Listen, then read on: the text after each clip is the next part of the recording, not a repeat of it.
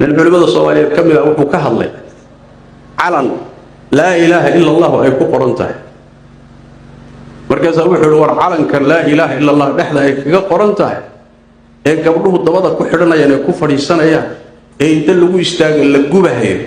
أي مجع إلهي كقرية هي صح معها صار ما سقطه وحوذات يقول صار ما marka heer ka gaadho oo ay noqoto waxyaalihi war magaca Ilaahay yaan lagu istaagin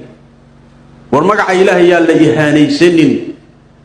war yaan lagu fadhiisanin oo yaan karla karaamad tirin oo inta soo istaagta atirmaya dastuurka qoray dastuurka ba ay dastuurin hada waxa soo kala marka wax in loo aabayeelo u baahmaa in loo aabayeelo maaha ummadani badbaaday u baahanta goorta lagu sii daayo siyaasi wareersan oo caad qaata ama safiih diin la'aana lagu sii daayo kii khayrka sheegi lahaana inta la gabiyo uu gabado hada ummadda xagee ku socdaa marka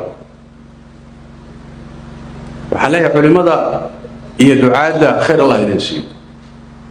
انت ان هيسنو علمادينا كسو شقيه دعادينا كسو شقيه